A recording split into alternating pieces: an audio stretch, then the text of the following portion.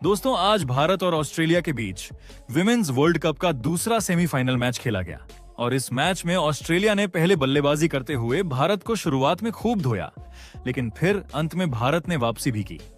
जी हां, इस वीडियो में हम आपको इस मैच का पूरा हाइलाइट्स बताएंगे, तो वीडियो को अंत तक जरूर देखें। और अगर टीम इंडिया के फैन हो तो वीडियो को एक लाइक जरूर करें। इस वीडियो का लाइक टारगेट है 1000 लाइक। दोस्तों, आज का दिन क्रिकेट प्रेमियों के लिए किसी त्योहार से कम नहीं था, क्योंकि नवी मुंबई के DY पाटिल स्टेडियम में खेला गया था विमेन्स वर्ल्ड कप 2025 का दूसरा सेमीफाइनल भारत बनाम ऑस्ट्रेलिया। ये मुकाबला दोनों टीमों के लिए करो या मरो का था, क्योंकि जो भी टीम आज जीत हासिल करती वो सीधा फाइनल में साउथ अफ्रीका से भिड़ती। यानी आज की जीत का मतलब था फाइनल का टिकट और हार का मतलब वर्ल्ड कप का सफर खत्म। मैच की शुरुआत हुई टॉस से, जहां ऑस्ट्रेलिया की टीम ने टॉस जीता और पहले बल्लेबाजी करने का फैसला किया। अब मैदान पर ऑस्ट्रेलिया की सलामी बल्लेबाज उतरी कप्तान एलिस हीली और युवा बल्लेबाज फोबी लिचफील्ड। इन दोनों पर जिम्मेदारी थी कि टीम को एक ठोस शुरुआत दी जाए ताकि मिडिल ऑर्डर को मंच मिल सके।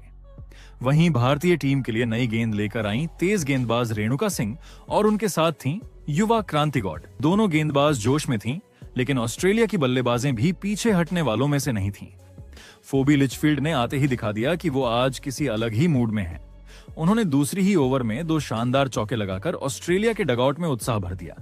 दूसरी ओर कप्तान एलिस हीली शुरुआत में थोड़ी संघर्ष करती नजर आईं। वो रेणुका की स्विंग गेंदों को पढ़ नहीं पा रही थीं और कई बार बीट भी हुई। जहां तीसरे ओवर में हरमनप्रीत कौर ने एलिस हीली का एक आसान सा कैच भी छोड़ दिया, लेकिन छठे ओवर की पहली गेंद ने मैच का पहला बड़ा मोड़ ला दिया। गेंदबाजी कर रही थी क्रांति गौड़, जिन्होंने बेहतरीन लाइन और लेंथ से गेंदबाजी की, ने हीली को क्लीन बोल्ड कर दिया। हीली सिर्फ 5 रन ही बना पाई और ऑस्ट्रेलिया को लगा पहला बड़ा झटका। भारत के फैंस के चेहरे पर मुस्कान लौट आई, क्योंकि हीली को जल्दी आउट करना टीम इंडिया के लिए बहुत बड़ी सफलता थी। अब मैदान पर आई अनुभवी ऑस्ट्रेलियाई बल्लेबाज एलिस पेरी। उन्होंने आते ही अपने अनुभव का परिचय दिया और लिचफील्ड के साथ साझेदारी बनाने लगी। जहां लिचफील्ड एकदम अटैकिंग अंदाज में खेल रही थीं, वहीं पेरी ने शुरुआत में खुद को संभालकर खेलना चुना। दोनों के बीच तालमेल शानदार दिखा। 8वें ओवर में फोबी लिचफील्ड ने क्रांति गौड़ की गेंद पर लगातार 3 चौके जड़ दिए। उनके हर शॉट में क्लास और टाइमिंग का बेहतरीन मिश्रण देखने को मिला। इन चौकों के साथ ऑस्ट्रेलिया का स्कोर 50 रन के पार पहुंच गया और भारतीय कप्तान हरमनप्रीत थोड़ी चिंतित दिखी। 10वां ओवर आया तो एलिस पेरी ने भी अपने हाथ खोले। उन्होंने क्रांति गौ के उसी ओवर में 3 चौके लगा दिए और रन गति को तेज कर दिया। अब 10 ओवरों के बाद ऑस्ट्रेलिया का स्कोर 72 रन पर 1 विकेट था। लिचफील्ड और पेरी दोनों सेट हो चुकी थीं और भारतीय गेंदबाजों पर दबाव बना चुकी थीं। इसके बाद के ओवरों में दोनों ने स्ट्राइक रोटेट करते हुए सिंगल और डबल निकाले, जिससे रन लगातार आते रहे। 14वें ओवर में फोबी लिचफील्ड ने अपनी शानदार 50 रन की पारी पूरी की, सिर्फ 45 गेंदों में।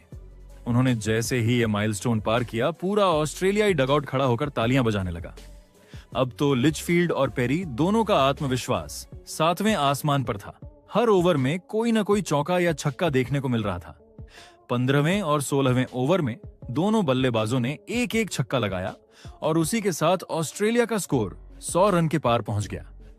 अब भारत के गेंदबाजों पर दबाव साफ दिखने लगा था। हरमनप्रीत लगातार गेंदबाजी में बदलाव कर रही थीं, कभी स्पिनर्स को मौका, कभी पेसर्स को वापसी, लेकिन ऑस्ट्रेलियाई बल्लेबाजों ने हर रणनीति को नाकाम कर दिया। लिचफील्ड अब तूफानी अंदाज में खेल रही थीं। वो हर गेंद को बाउंड्री की तरफ धकेलने की कोशिश कर रही थीं। उनकी बल्लेबाजी में आक्रामकता और आत्मविश्वास दोनों झलक रहा था। वहीं दूसरी ओर एलिस पेरी ने अपने अंदाज में सधी हुई बल्लेबाजी जारी रखी, जिससे टीम को स्थिरता मिली। अब 20वां ओवर आया, जिसे हरमनप्रीत ने दिया राधा यादव को। फोबी लिचफील्ड अभी भी मैदान पर थीं और उन्होंने राधा यादव के इस ओवर में 3 शानदार चौके लगा दिए और इस तरह 20वें ओवर में फोबी लिचफील्ड 14 रन जोड़ दिए। 20 ओवर पूरे होने के बाद ऑस्ट्रेलिया का स्कोर था 135 रन, 1 विकेट के नुकसान पर। 20 ओवर के बाद भी फोबी लिचफील्ड का बल्ला वैसे ही गरजता रहा। 21वें और 22वें ओवर में उन्होंने एक शानदार चौका लगाया, जिससे ऑस्ट्रेलिया का रन रेट लगातार बढ़ता गया। हर शॉट में ताकत, टाइमिंग और क्लास देखने लायक थी। ऐसा लग रहा था जैसे लिचफील्ड आज किसी मिशन पर उतरी हैं, मिशन भारत को धराशायी करने का। 23वें ओवर में एलिस पेरी और फोबी लिचफील्ड ने मिलकर ऑस्ट्रेलिया की पारी को 150 रन के पार पहुंचा दिया। भारतीय खिलाड़ियों के चेहरों पर अब थोड़ी चिंता झलकने लगी थी। फील्डिंग में थोड़ी ढिलाई, गेंदबाजों की लय टूटती नजर आ रही थी और उस सब के बीच मैदान पर खड़ी लिचफील्ड किसी तूफान की तरह रन बरसा रही थी। और फिर आया वो पल जिसका इंतजार सिर्फ ऑस्ट्रेलिया ही नहीं बल्कि पूरे स्टेडियम में मौजूद दर्शक भी कर रहे थे। 24वां ओवर। श्री चरणी गेंदबाजी करने आई और उनकी पहली ही गेंद पर फोबी लिचफील्ड ने एक्स्ट्रा कवर के ऊपर से चौका जड़ दिया। उस चौके के साथ उन्होंने पूरा कर लिया अपना शानदार शतक, वो भी सिर्फ 77 गेंदों में।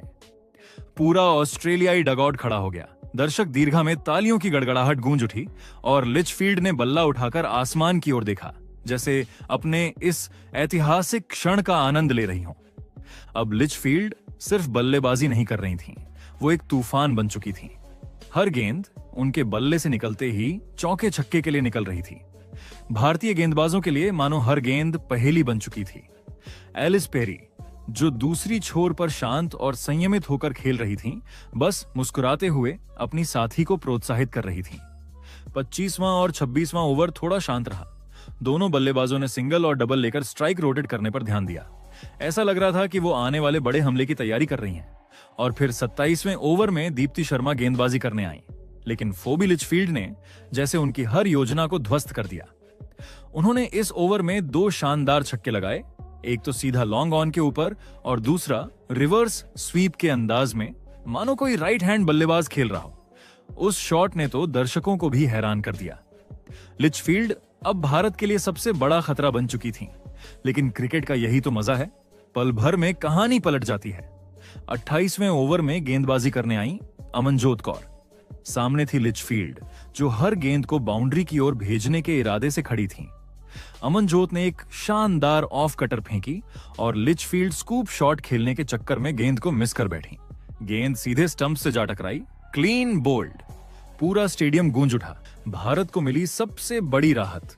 फिर लिचफील्ड की पारी यहीं थमी। उन्होंने 73 गेंदों पर 119 रन की तूफानी पारी खेली। इसमें 17 चौके और 3 छक्के शामिल थे। वो जिस तरह खेल रही थीं, ऐसा लग रहा था जैसे अकेले ही मैच खत्म कर देंगी। लेकिन अमनजोत ने शानदार वापसी करते हुए इस खतरनाक बल्लेबाज को पवेलियन भेज दिया। अब ऑस्ट्रेलिया का स्कोर था 180 रन पर 2 विकेट, जिसके बाद नंबर 4 पर बल्लेबाजी करने उतरी बेथ मूनी, जो अपने अनुभव और स्टाइल के लिए जानी जाती हैं। उन्होंने आते ही राधा यादव की गेंद पर शानदार स्वीप शॉट खेला और गेंद सीधी स्क्वायर लेग बाउंड्री के पार चली गई। वो शॉट जैसे संदेश दे रहा था कि ऑस्ट्रेलिया की रफ्तार थमी नहीं है। उधर एलिस पेरी भी अब अपने अर्धशतक के करीब पहुंच चुकी थी। उन्होंने सिंगल और डबल निकालते हुए अपनी पारी को आगे बढ़ाया और 31वें ओवर में उन्होंने अपनी हाफ सेंचुरी पूरी कर ली 66 गेंदों में। उनकी यह पारी समझदारी, धैर्य और क्लास का बेहतरीन उदाहरण थी। लेकिन दोस्तों, कहानी यहां खत्म नहीं हुई। 32वें ओवर में एलिस पेरी और बेथ मूनी ने तूफानी बल्लेबाजी दिखाई। मूनी ने एक बेहतरीन चौका लगाया और फिर पेरी ने सीधे पिच के नीचे से एक शानदार छक्का जड़ा डाउन द ग्राउंड। 13वें ओवर में भी मूनी के बल्ले से एक और चौका निकला। भारत की फील्डिंग अब बिखरती नजर आ रही थी, लेकिन 34वें ओवर में भारत को मिली एक और बड़ी सफलता। गेंदबाजी पर थी श्री चरणी और उन्होंने बेथ मूनी को जेमिमा रोड्रिग्स के हाथों कैच आउट करवा दिया। मूनी ने 21 गेंदों पर 22 रन बनाए, लेकिन उनका विकेट भारत के लिए राहत लेकर आया। ऑस्ट्रेलिया का स्कोर अब 220 रन पर 3 विकेट था। अब नंबर 5 पर बल्लेबाजी करने आई एनाबेल सदरलैंड। उनके पास स्ट्राइक रोटेट करने का मौका था, लेकिन वो ज्यादा देर टिक नहीं पाई। 36वें ओवर में श्री चरणी ने उन्हें कॉट एंड बोल्ड कर आउट कर दिया। सदरलैंड ने सिर्फ 3 रन बनाए।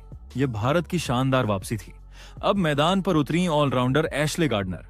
उनके आने से ऑस्ट्रेलिया को उम्मीद थी कि पारी के अंतिम ओवरों में रन गति फिर से तेज होगी, लेकिन भारत की गेंदबाज अब जोश में थीं। हर गेंद के साथ फील्डर्स की ऊर्जा बढ़ रही थी। 40वां ओवर आया और भारतीय टीम को वो विकेट मिला जिसकी उन्हें लंबे समय से तलाश थी। जी हां, राधा यादव की एक शानदार यॉर्कर लंबाई की गेंद पर पेरी चूक गई और गेंद ने स्टंप्स उड़ा दिए। एलिस पेरी की पारी खत्म। उन्होंने शानदार 88 गेंदों पर 77 रन बनाए।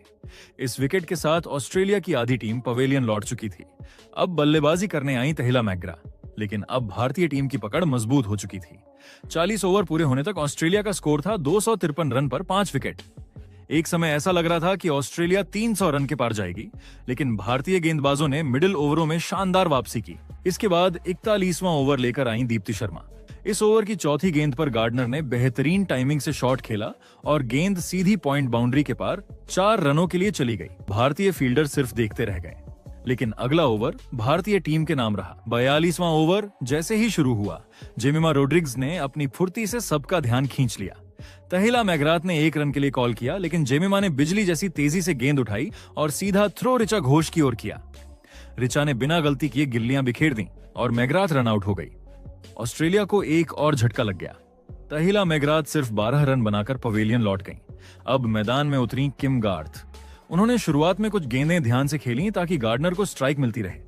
अगले 2 ओवर शांत रहे। भारत की गेंदबाजों ने शानदार नियंत्रण दिखाया।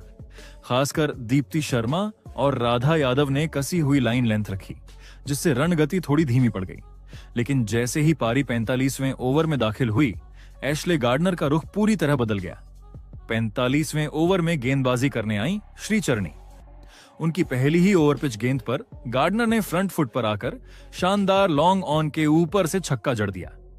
गेंद सीधी दर्शक दीर्घा में जा गिरी और माहौल गूंज उठा। इस छक्के के साथ ऑस्ट्रेलिया ने अपने स्कोर में तेजी से रन जोड़े। अब टीम का लक्ष्य साफ था, 300 के पार पहुंचना। 40वां ओवर आया तो गार्डनर पूरी तरह लय में नजर आई। उन्होंने इस ओवर में भी एक शानदार छक्का लगाया और स्कोर 300 रन के पार पहुंचा दिया।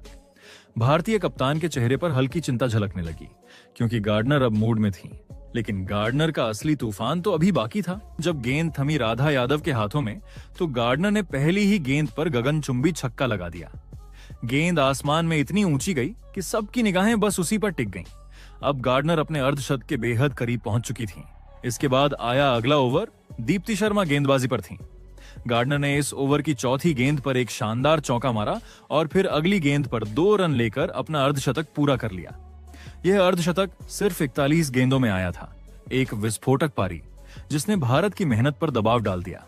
स्टेडियम में मौजूद ऑस्ट्रेलियाई दर्शक खड़े होकर उनका अभिवादन करने लगे। अब मैच आखिरी 2 ओवरों की ओर बढ़ चुका था। 49वां ओवर लेकर आई राधा यादव। गार्डनर इस वक्त अपने चरम पर थीं। ओवर की पहली गेंद पर उन्होंने डीप मिड विकेट के ऊपर से छक्का ठोका और दूसरी गेंद पर फिर उसी दिशा में एक और जोरदार छक्का जड़ दिया। अब गार्डनर 60 के पार जा चुकी थीं और लग रहा था कि वे पारी को किसी तूफान में बदल देंगी। लेकिन क्रिकेट का असली मजा ही यही है, हर पल कुछ बदल सकता है। तीसरी गेंद पर जैसे ही गार्डनर ने सिंगल लेने की कोशिश की, फील्ड में शानदार समन्वय दिखा और वो रन आउट हो गईं। भारत को मिला सबसे बड़ा विकेट। गार्डनर ने 45 गेंदों पर 63 रन की ताबड़तोड़ पारी खेली, जिसमें 4 चौके और 4 छक्के शामिल थे। उनकी यह पारी न सिर्फ स्कोर को आगे बढ़ा गई, बल्कि मैच को एक रोमांचक मोड़ पर भी ले आई। अब आखिरी ओवर की बारी थी। गेंदबाजी पर फिर से दीप्ति शर्मा। पूरे मैच में उन्होंने शानदार संयम और सटीकता दिखाई थी और इस बार भी उन्होंने वैसा ही कमाल कर दिखाया। दीप्ति ने 50वां ओवर जब शुरू किया, तब सबको उम्मीद थी कि ऑस्ट्रेलिया कम से कम 350 तक पहुंचेगी, लेकिन दीप्ति ने सबको चौंका दिया। पहली ही गेंद पर उन्होंने एलाना किंग को ऋचा घोष के हाथों कैच आउट करा दिया। विकेट कीपर ऋचा ने एक मुश्किल कैच को बेहतरीन तरीके से लपक लिया। अगली ही गेंद पर भ्रम की स्थिति में जेस जॉनसन और किम गार्थ के बीच तालमेल बिगड़ गया और दोनों रन आउट हो गईं। स्टेडियम में सन्नाटा छा गया और भारतीय खिलाड़ी खुशी से उछल पड़े। दीप्ति ने इस ओवर में सिर्फ 2 रन दिए और 3 विकेट गिरा दिए, जो किसी जादू से कम नहीं था। ऑस्ट्रेलिया की पूरी टीम 338 रन पर ऑल आउट हो गई। भारत को जीत के लिए 339 रन का चुनौतीपूर्ण लक्ष्य मिला। भारतीय गेंदबाजी की बात करें तो श्रीचरणी और दीप्ति शर्मा दोनों ने शानदार प्रदर्शन किया और 2-2 विकेट अपने नाम किए। वहीं राधा यादव और जेमिमा की फील्डिंग ने भी अहम भूमिका निभाई।